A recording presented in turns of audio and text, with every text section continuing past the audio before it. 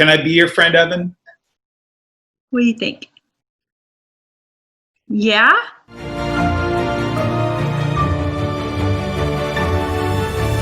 Such a ladies' man. My goodness. Oh, he is. Let me just tell you, this child, I swear to you, he put himself into respiratory distress just to go to the hospital once. I'm sure of it. Because we never found a reason for why he was struggling so much with breathing, but he just enjoyed 4 days hanging out with his favorite girlfriends at the hospital because he's such a flirt with Evan before he was born. So we had one of our ultrasounds. There were a lot of soft markers for genetic abnormalities. And so we ended up going to like the high risk pregnancy team because they really couldn't tell what was going on. You could go Gerber if you wanted to. Has anyone ever told you that? I have, his nurses have told us that, and I wanted to submit him, but then there's a question they ask you where they're like, are you willing to travel? And I was like, no. Yeah, that's okay. Evan doesn't go on planes. Those are just germ tubes. He born at like 35-ish weeks, is probably 5, maybe 6 pounds at best. Evan was only 3 pounds, 15 ounces because he was so far behind. But he had a great care team in the NICU. Reading about the diagnosis, it's so rare. There's less than 100 people in the world who actually have this diagnosis. Is that correct? Potentially even fewer than that, like more like less than 50. Oh, wow. So we only know of one other case in like the United States as of right now. And it actually, we found like, I just, was like Google searching once we got the diagnosis, and we stumbled across like a mom's blurb on rare disease awareness on their page. And her son's name is also Evan, which is insane. So cool. Ironic. The best. And so we would love to be able to find them one day. So that the boys, because I think her son, I feel like is probably 10-ish, maybe. Because the post that I saw was like not super, super recent. It was like from 2016. Got it. Oh, so you actually, you saw the post, but then you weren't able to get in touch. So you're still looking for them. Oh my goodness. Still looking. We've asked our genetics team at Johns Hopkins, like if they can like put feelers out and be like, hey, we have a family that has this diagnosis. Like if anybody else does, and that family might be willing to meet them, let us know. So with HIPAA, they have to be super, but yeah, absolutely. There are some ways to like find people. So for everyone watching this, if you can, share this video. Hopefully maybe they can meet each other. That would be really cool. And trust me, this isn't staged. I'm like literally learning this for the first time. Yeah. So what does Evan like to do for fun? He loves to play with his like O-ball toys. So he has these little like shaky toys. He's got a really big ball that I can't really reach from here. He wiggles. He likes to wiggle a lot. Kick his little leg. Does he like the Wiggles? He's never seen the Wiggles. We try, because Evan doesn't really have a lot of strong preferences for, specific books or TV shows. We try to go with what we can tolerate. What's currently in the tolerate state right now? Daniel Tiger. We are all about Daniel Tiger. The song comes on, Evan's face lights up. He's so excited. He knows the songs. He knows that it's his friend Daniel, and it's really cute. Awesome. So for Halloween, we're actually going to turn his wheelchair into the trolley from Daniel Tiger, and then Evan will be Daniel Tiger. Oh my God, you are going to have to send us a lot of photos when that happens. I know growing up with autism for myself, being nonverbal till I was about 3 was one of the hugest challenge on my parents. So what was like one of the biggest challenges he's had so far, and what was one of his biggest successes? So I would say with challenges, like Evan is not verbal yet. And we're not at a place where we can teach him signs yet. We're working on it so that if he sees us do it, he can somehow indicate, yes, that's what I want.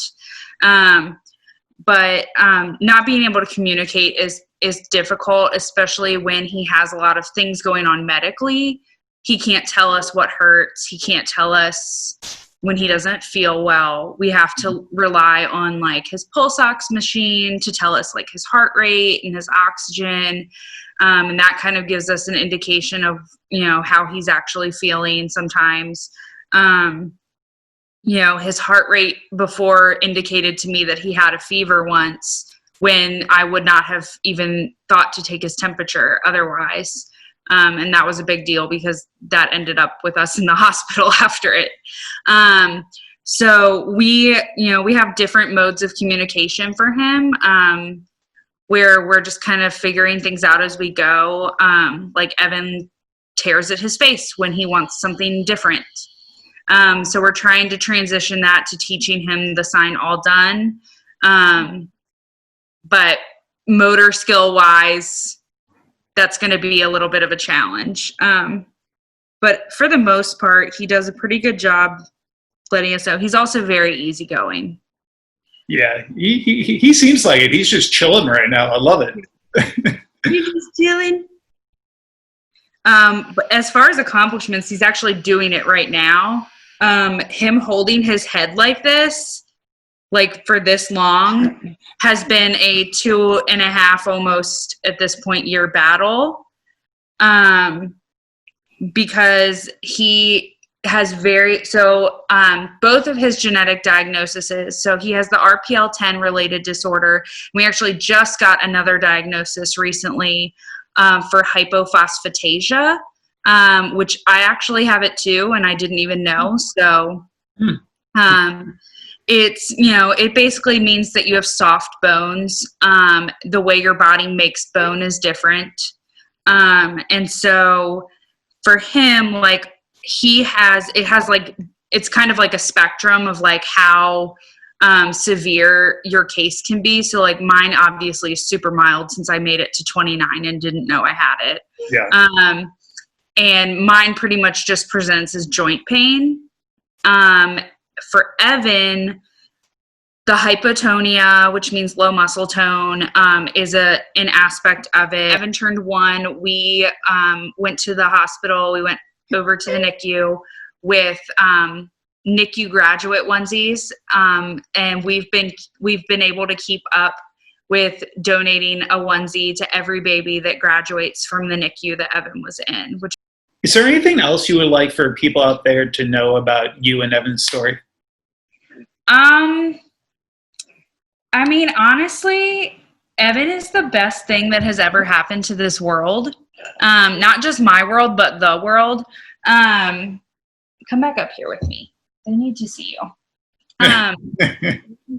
He has taught me a lot about resilience. Yes, that's a smile. I saw that. He's taught me a lot about resilience and joy. Like at 5 months old, he was in the hospital for another surgery, and it was a very painful surgery. We had a rough recovery the first couple days. And then this is right around the time he learned how to smile. And so he was just cheesing the whole admission. After we got through like the first days, he's just cheesing the whole time. And he's really teaching me a lot about having joy and finding blessings in the midst of any circumstance. He's taught me a lot about how, suffering or pain or things that are different does not mean that God is not present or that God has forgotten us. Because who who in this world has suffered more than Jesus, like on the cross is, and so we're sitting here and we're like, we know that God is in there with us, in all of this with us, and that, him, like, I think that there are a lot of people who are like, well, don't you pray for Evan to be like radically healed? And I'm like, no, I don't. Because Evan is made exactly the way he's supposed to be made. And we're going to move the mountains we need to move, to make his life easier while we're here. But, he is who he's supposed to be. And he's going to teach this world a lot, I think. Everyone, Kerry Magro here from A Special Community. I can't thank you enough for watching this video. And if you like this video, please click on some more videos around our YouTube page.